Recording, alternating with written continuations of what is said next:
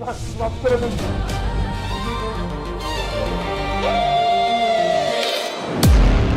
দুনিয়া টাকার গোলাম ধারাবাহিকে সমস্ত দর্শকদের সামনে আসতে চলেছে টান টান উত্তেজনা পর্ব।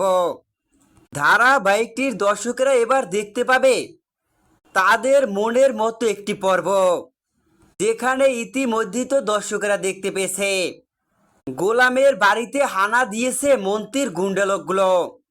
কেননা মন্ত্রী তো জেনে গেছে শেহজাদ চৌধুরী তার ব্যাংক লুট করেছে।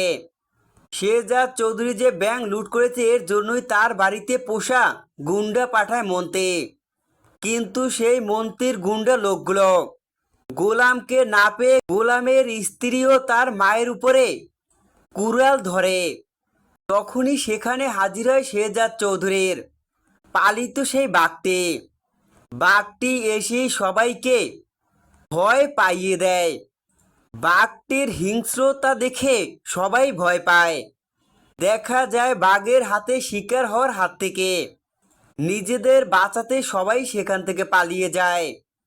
মন্ত্রী যে কিছুতে তার গুন্ডা পাঠিয়েও শেহজাদের পরিবারও শেহজাদের কোনো ক্ষতি করতে পারেনি। এর জন্যই দাউদ খানের সাথে হাত মিলায় মন্ত্রী। দেখা যায় এমনকি সেখানে বিষাদও থাকে। তারা তিনজনে মিলেই শেহজাদের ক্ষতি করার জন্য নতুন ষড়যন্ত্রের জাল বনে। দেখা যায় মৃত গোলামকে নিয়ে একটি কফি শপে আসে, সেখানে দুজনে কথা বলে। কেননা ঋতু তো তার গোলাম ভেবে গোলামকে নিয়ে সব জায়গায় যাচ্ছে। আসলে যে গোলাম না এটা তো জানে না ঋতু।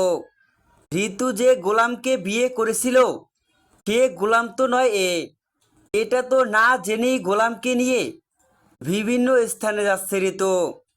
আসলে এদের সব রয়েছে বিষাদের ষড়যন্ত্র। দেখা যায় বিষাদ দাউদ খান ও মন্ত্রীর সাথে হাত মিলিয়ে মন্ত্রী ও দাউদ খানকে নিয়ে নতুন গোলামের সাথে পরিচয় করিয়ে দেওয়ার জন্য সেই কফি শপেই আসে, যেখানে তাদেরকে দেখে ভয়ে লুকিয়ে পড়ে ঋতু ও গোলাম। কেননা ঋতু মন্ত্রী ও দাউদ খানের সাথে বিষাদকে দেখে ভয় পায়।